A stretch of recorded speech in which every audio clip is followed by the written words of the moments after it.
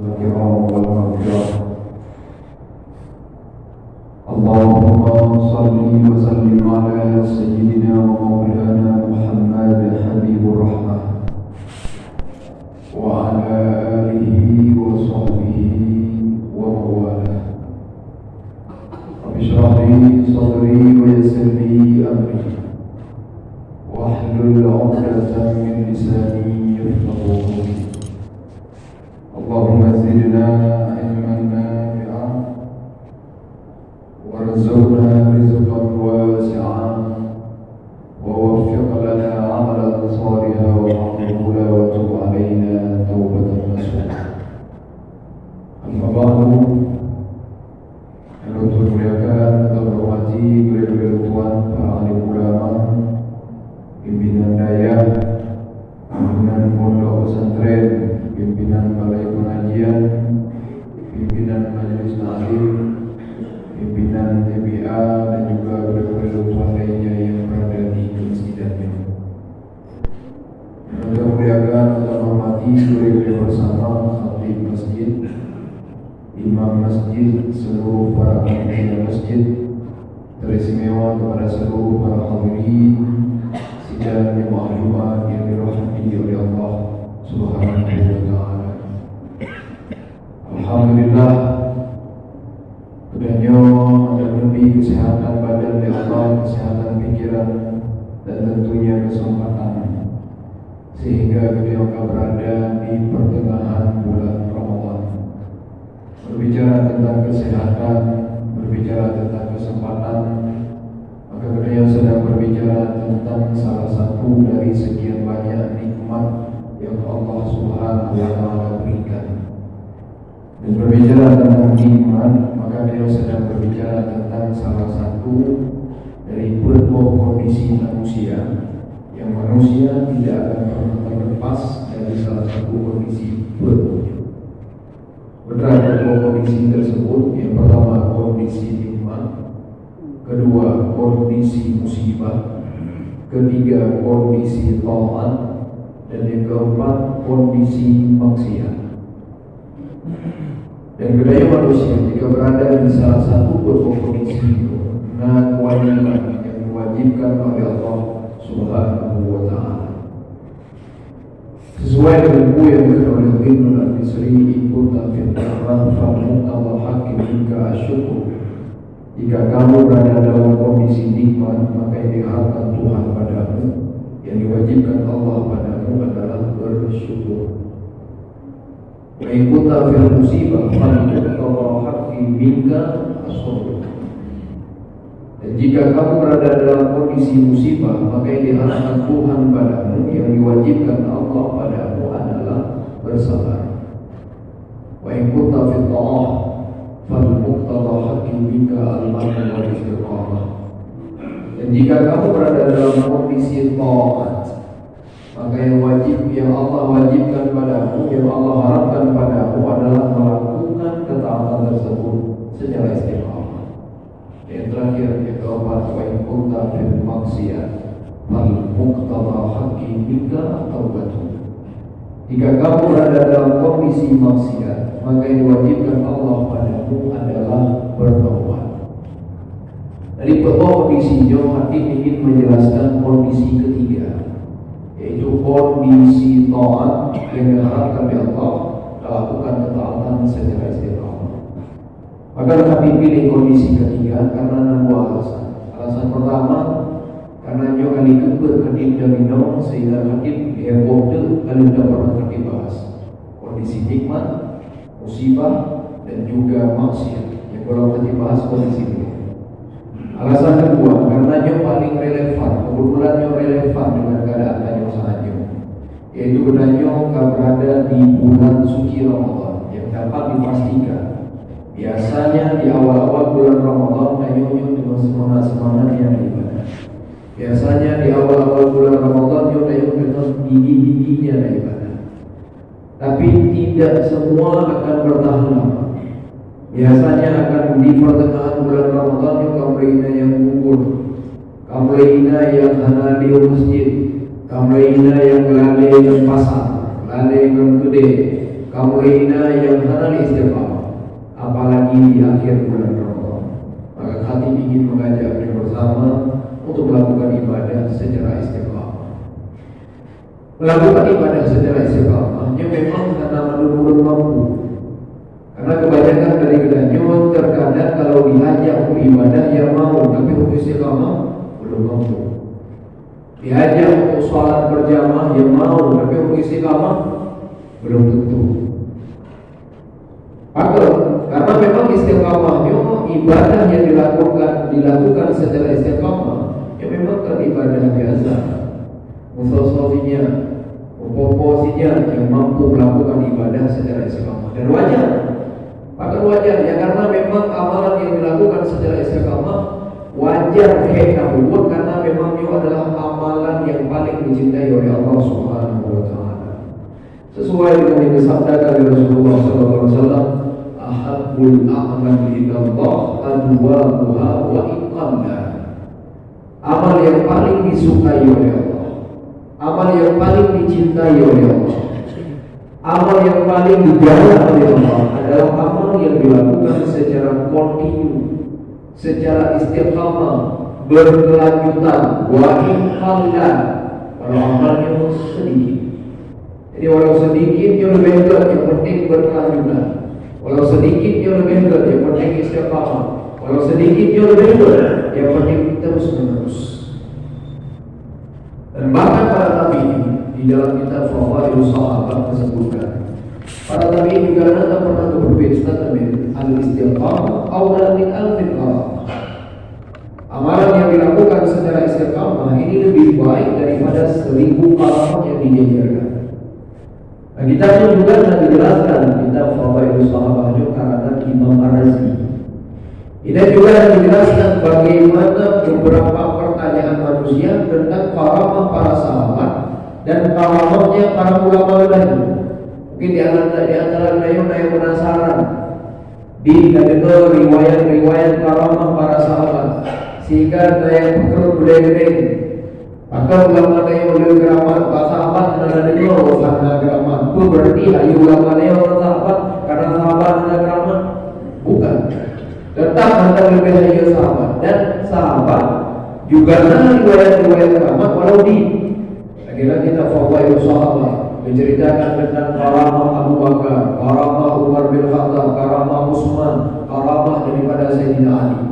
Cuma memang ada sampai itu dari ulama-ulama ada, tapi bukan berarti pada ulama ada yang lebih keramat sahabat di riwayat keramat berarti kalau lebih ayu ulama ada yang mana. Tetap lebih hebat para sahabat ketimbang para ahli ulama hebat karena baulnya yang lebih istimewa daripada karamah yaitu istiqamah. Para sahabat luar biasa istiqamah. Saking istiqamahnya yang angkat Umar bin Khattab, anak Umar bin Khattab yang bernama Abdullah ibnu Umar, panggilannya ibnu Umar, nama aslinya Abdullah. Beliau yang bahkan bila ihram dan begitu anda pernah terlambat. Karena memang dianjurkan benarnya punya sholat berjamaah yang benar baru begitu dia begini bukan Rasulullah, bukan Rasulullah. Beda dengan Allah Akbar begitu berima jadul berima rida ini berima kubiah ini bukan ada berima kubu. Biasa sholat tarawih yang kedua olehnya. Padahal yang paling takbir itu tamu juga supaya yang paling yang paling berkah. Dan diperlukan istiqamah melakukan tidak terlambat takbiratul ihram dengan imam. Kalau istiqamah jamaah ya, istiqamah adalah takbiratul ihram dengan imam. Apalagi jamaahnya kita wajar. Ya lalu banyak masbuk. Bahkan lalu cinta yang sembahyang jamaah. Para ini lalu saya sembahyang jamaah. Karena sembahyang jamaah. Tapi para sahabat yang lebih berharga daripada karamah, yaitu melakukan ibadah secara istiqamah. Cuma bicara istiqamah memang berat. Apakah nama itu khusus? Nah, tips khusus agar kita bisa melakukan ibadah secara istiqamah. Yang beberapa para ulama tasawuf sudah disimpulkan beberapa metode ataupun beberapa tips agar bisa melakukan ibadah secara istiqamah. Yang pertama dari para ulama yaitu dengan meluruskan niat, begal niat. Karena ibadah yang biasanya dilakukan bukan dengan niat yang baik, itu biasanya tidak akan bertahan lama. Pada orang kopi, nah dulu ibadah na ibu dulu belum soleh, na ibu dulu belum toat, na ibu dulu belum ber, na ibu dulu belum hebat, na ibu dulu belum berpandang, belum posisi bapak manusia. Tujuannya, maka giliran karena orang pujo, karena orang hargai, karena orang hormati, karena orang anggap posisi dia, maka ibadahnya boleh. Maka ibadah pun tidak dengan niat yang ikhlas, itu biasa tidak akan bertahan. Tapi ibadah yang dilakukan dengan keikhlasan karena Allah, bukan karena manusia, itu biasa ibadahnya akan berlangsung lama, akan istiqamah. Bahkan kepada Imam Sayyidi di dalam kitab Nasaihul Ibad mengikuti perkataan Imam Sayyidi, man fataha ala nafsihi baban min al-ikhlas fataha Allah ta'ala sab'ina baban min al-tawfiq. Seorang yang kubur ibadah dengan kubur ibadah lewat jalan ikhlas, lewat jalan dibuka satu pintu keikhlasan, fataha Allah ta'ala sab'ina baban min al-tawfiq, maka Allah akan memudahnya memberi 70 taufik. Satu adalah taufik bukan luar biasa dalam ibadah. Apa itu taufik? Ja'alul qudrah ta'atan lillah. Dijadikan oleh Allah maknanya kemampuan untuk taat ke Allah yang dia taufik. Satu adalah memberi taufik ke Allah untuk kita beribadah. Dan beribadah kemudian apalagi menjadikan oleh Allah 70 taufik. Tapi tidak jangan niat berikhlas karena Allah, baik karena manusia. Baik oleh ibadah karena harap eksistensi manusia, baik oleh ibadah karena harap pujian manusia, baik ibadah karena harap validasi manusia. Kita harapnya biasa ibadah tidak akan bertahan lama, biasa akan putus, akan rubuh kepada Allah. Tapi di ibadah yang ikhlas karena Allah biasa akan berkelanjutan, akan continue, akan disebabkan dalam Quran. Yang kedua, tips agar kita mampu melakukan ibadah secara istiqamah, bukan para ulama, yaitu dengan menjaga makanan. Karena percaya atau tidak, yang makanan haram tak berbahaya. Makanan haram bisa membuat kita malas beribadah. Sesuai dengan statement para nabi Indo, man akalal halal ta'at jawarihuhu sya'a am'aba. Siapa yang mengkonsumsi makanan halal, maka energi dari makanan halal tersebut akan membantu dia bisa taat kepada Allah. Wa man akalal haram asat jawarihuhu sya'a am'aba. Dan siapa yang mengkonsumsi makanan haram, maka energi dari makanan haram tersebut akan membuat dia malas beribadah kepada Allah. Maka efek dari makanan haram luar biasa apa ya? Maka hati-hati dengan makanan haram. Maka wajar para kaidah usul fiqh juga ada disebutkan, idza dakhala al-halal kharaja al-halal wa idza dakhala al-haram kharaja al-haram. Apabila yang masuk adalah energi positif, maka yang keluar adalah energi positif. Apabila yang masuk energi negatif, maka yang keluar juga energi negatif. Maka hadirin dulu korupsinya urusan itu. Karena biaya dari korupsi, energi dari korupsi, itu orang pakai pak korupsi lo. Energi dari manusia, orang pakai pak maksiat lo. Energi dari makanan haram, orang pakai pak makanan apa perkara haram lo. Maka hati-hati. Maka biarlah di Habib Muhammad bin Abi bin Abbas al-Maliki. Kita banyak ada Islam fi Ilwabil Usra. Kita disebutkan salah satu penyebab cekcok dalam rumah tangga juga disebabkan oleh makanan haram. Dan makanan haram rumah ini juga sangat berbahaya. Bukan sekedar tidak istiqamah melakukan ibadah, bukan sekedar malas melakukan ibadah gara-gara makanan haram, tapi juga bisa memicu kebandelan ada dengannya, kenakalan ada dengannya, dan juga bisa memicu cekcok dalam rumah tangga. Maka Habib Muhammad bin Abi bin Abbas al-Maliki menawarkan solusi agar terjadi cekcok, agar ada baik bandel dua solusi. Yang pertama solusinya baik dua makanan haram. Yang kedua urin beda lagi. Karena biasa salah satu faktor penyebab olahraga roh berapa haram, contoh gara-gara letak lagi itu. Anjurkan yang itu amal wanita-wanita sebutnya wajib ikut bagaimana wanita-wanita atau promo-promo ulama salaf, promo-promo para tabi'in yang menjaga keluarga, menjaga kedua urut suami yang kena bicara nafkah, maka gedar bab hidup rumah dan gedar bab ya zawji iyyaka wa kasbal haram nahnu nasbir ala naril ju' wa nasbir ala naril jahim. Wahai suamiku, jangan bawa pulang harta haram ke rumah kita. Kami mampu bersabar terhadap pedihnya kelaparan, tapi kami tidak mampu bersabar terhadap pedihnya api neraka.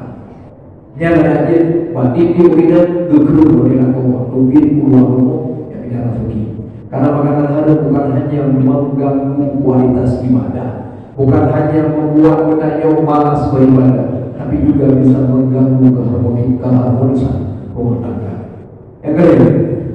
Yang kedua cara amalan bisa dilakukan secara istiqamah dijelaskan oleh para ulama. Yang ketiga yaitu mencari circle, mencari teman, mencari lingkungan yang baik.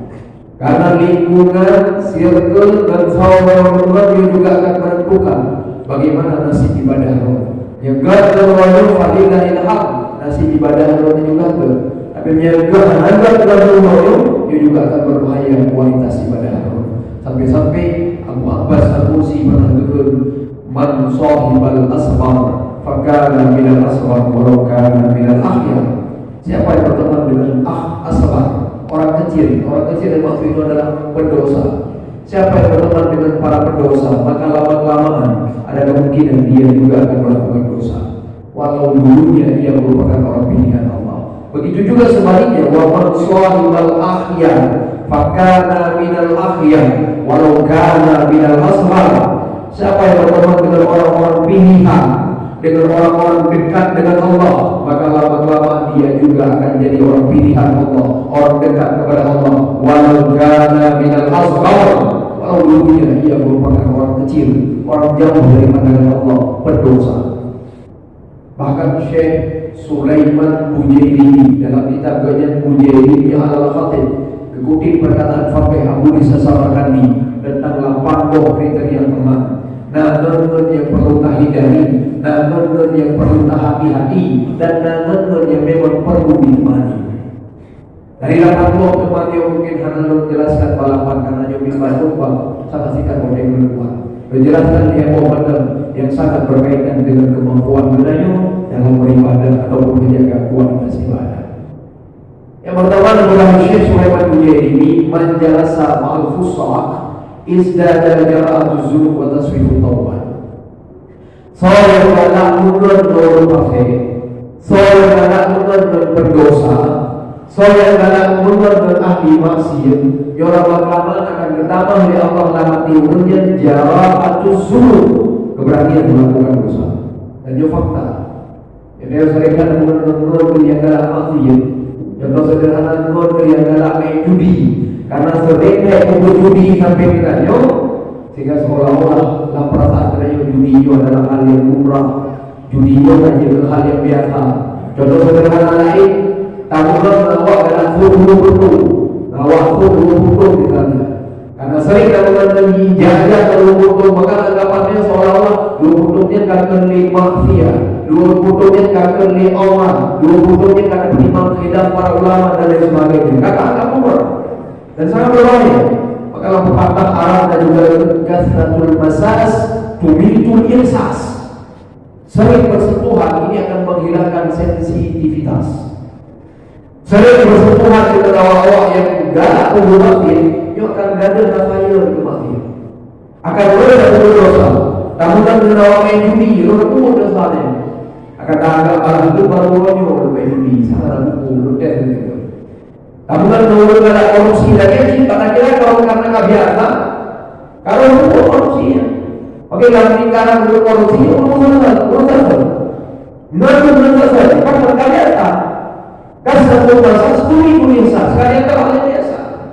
Pada kalian hal yang biasa kalau dijaga dosa, maka akan berani melakukan dosa-dosa selanjutnya. Dan parahnya akan nama yang kedua oleh Allah dalam umatnya, yaitu tasbihu taubat ta'khiruha, akan berani menerangkan taubat. Kita bertutur taubat. Yang ada kawanan lu baru fikir profi. Dulu kami lihat profi minggu ke kawan. Bahwa itu kita kawan. Alhamdulillah baru untuk main judi. Dulu kamu dalam ini ada nunggu oleh Allah. Alhamdulillah buyur ke kawan. Bahkan undang ternyata meninggal dalam keadaan tidak bertobat kepada Allah Subhanahu wa taala. Bahaya bulan ahli maksiat. Bahaya bulan mulut maksiat. Maka Habib Muhammad bin Abi bin Abbas al-Maliki dalam kitab Syaraful Ummatil Muhammadiyah dijelaskan jika bulan ahli maksiat tapi dengan dua catatan. Yang pertama hendaknya menggagal iman dan yang kedua hendaknya menggagal ilmu agama. Yang keduanya lengkap adapun kesempurnaan ahli maksiat.